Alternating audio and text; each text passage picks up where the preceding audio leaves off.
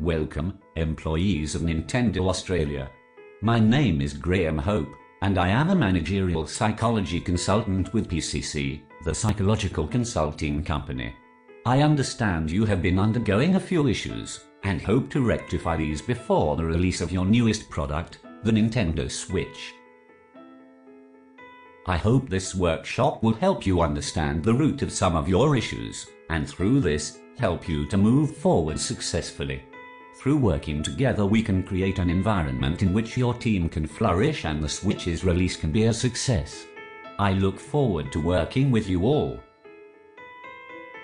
I believe that the three key contributors to the failure of Wii U in Australia are: there is a high level of unresolved conflict among team members, a lack of team culture, and a number of motivational issues. These have led to an uninspired marketing strategy and a lack of motivation to push both marketing and sales. This afternoon, I will focus on the interactions between you as team members, and how these can be resolved to create a stronger team with shared goals which is able to face the challenge of this release successfully. Adaptive evolutionary change is necessary. Your company's structure is obviously generally successful. However, it isn't functioning properly. The Switch's success will rely on passion and innovation, which rely on everyone in this team having a sense of purpose and belonging.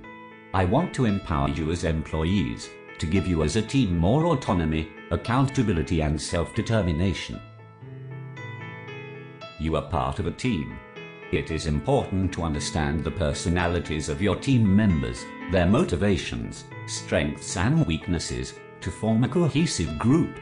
A successful team needs people with a range of personalities, passions and perspectives, and that's what we have here, the building blocks for a successful team. Nancy, we'll start with you.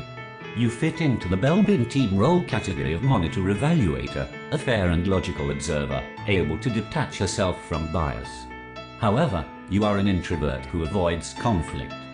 This means that you cannot fully use your strengths to help the team.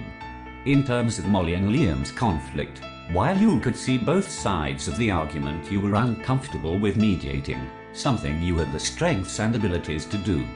Try confiding in your managing director if you are uncomfortable with taking direct action. Frank, you are people-oriented, perhaps a coordinator or a team worker. You are confident, stable and mature, and recognize the strengths of the other team members. However, you're also unafraid to face and try to smooth over conflict. Use your strengths to lead this team to success. I would also suggest that you work on your communication. However, you were surprised that the Wii U hadn't done well. However, some simple communication could have informed you of its failure, and you could have stepped in and helped the team focus and move forward.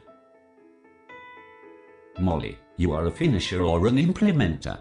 While you may be accused of being a perfectionist, your attention to detail, loyalty to the company, composure and drive to take on jobs others won't complete properly should be commended. You set high standards for yourself and expect others to stand by them, and become frustrated when they do not and you have to pick up the slack. Your motivation for working hard is strongly connected to your desire to please, and is deeply personal to you. You find communicating with Liam impossible, as you do not believe he will listen to you. As the youngest, from a different cultural background, and as one of only 2 women in management positions, I can imagine that sometimes you feel isolated and powerless to really stand up for yourself to make yourself heard. Liam, you are confident and extroverted, but a loss, and thus a risk-aversive person, and so you've stuck to marketing to Nintendo America and Japan's specifications. However, an essential component of creativity, which is central to successful marketing, is not being afraid to fail. Your motivation is monetary. You don't believe you should work harder than you need to without reward. You are also a classic example of Heide's attribution theory. You need to take some responsibility for the Wii U's failure. While you may explain Molly's behavior and shortcomings as due to her personality, your own shortcomings, and your failure in marketing the Wii U, you chose to blame on Nintendo of Japan and America and their unoriginal marketing strategies. Now we understand your personalities and abilities, the social context which has contributed to your issues, and how the context and your personalities have contributed to your reactions to the issues the team has been facing. We can move forward and enact positive change. I think first it is important to understand that while at the moment your conflict is dysfunctional and reducing your effectiveness, we can harness it into a functional conflict in the form of positive and productive energy which can support the goals of the team and improve its performance. Mediating and then harnessing your differences is a two-step process, the first of which should be done over the next few weeks and the second which should be ongoing. The equity theory best explains Molly's frustrations. We compare the effort we invest in a job with the reward we receive. Molly has to rely on Liam's success in marketing to be successful in her own job in sales, and thus obtain the reward of success. However, with the Wii U, Liam didn't put in 100%, something which he admitted himself. Molly then feels as though she must put in extra work for the same outcome.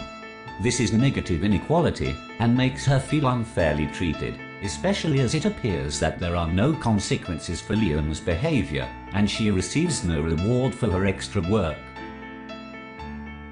According to the interactionist view of conflict, it is indicative of strong minds with independent thoughts, and is thus an opportunity for the company.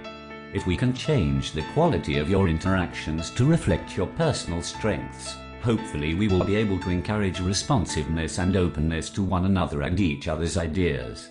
Over the next few weeks I suggest that the company focuses on some supervised mediation in which you discuss and diffuse your issues, and creatively bounce your ideas back and forth.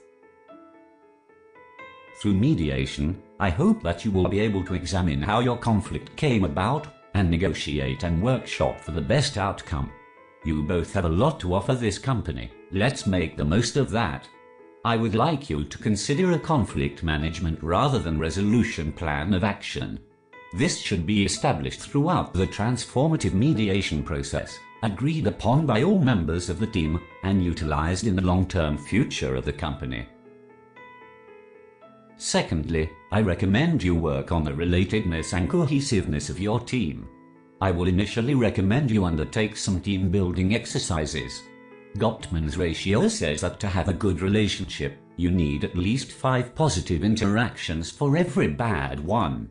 Positive team-building exercises will improve bonds and thus increase the number of positive interactions you share with one another. I will suggest an intensive exercise in the next few weeks, and ongoing exercises every 2 to 3 months. I recommend each of you take the Myers-Briggs personality test. While these tests are, in truth, fairly problematic, they may give you some greater understanding of your team members.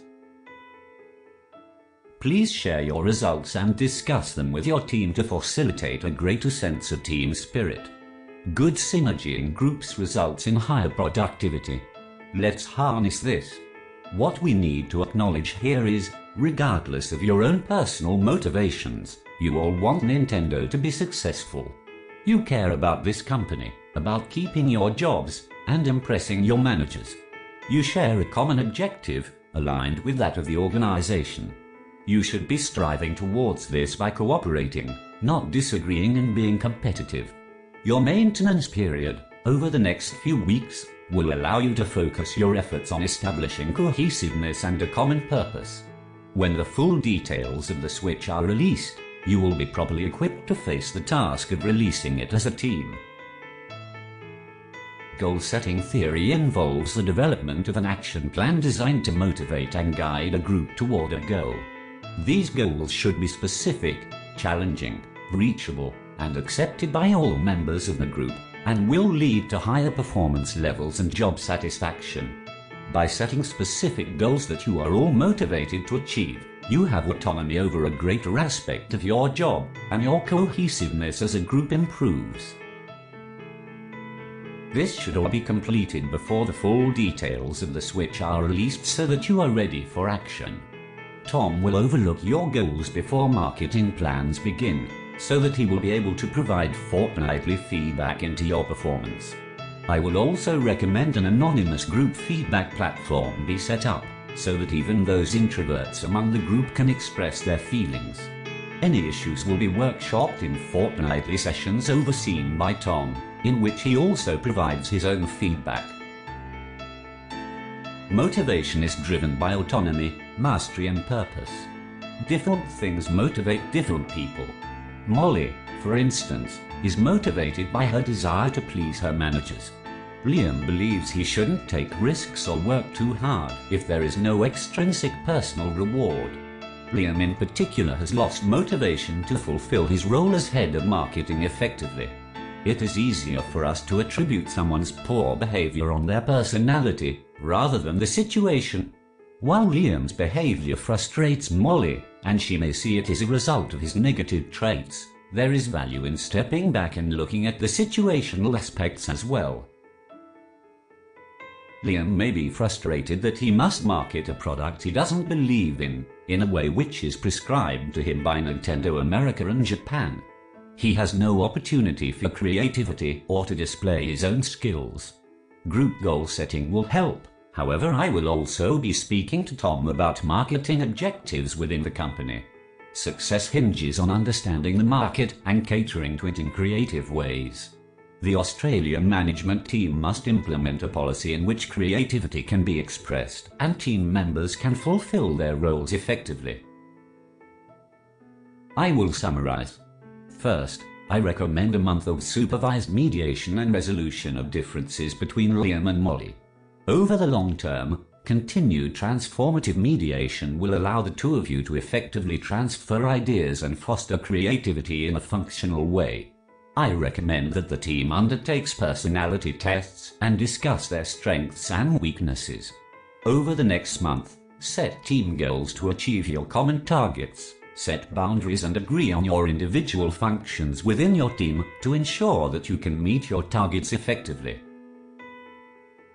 I recommend tri-monthly team building exercises and have you participate in a fortnightly feedback loop both from Tom and anonymously from one another. Use this constructively to improve your work. And lastly, I will be discussing with Tom the necessity of changing marketing strategies in Australia to give him a little more autonomy and the whole team a bit more breathing room.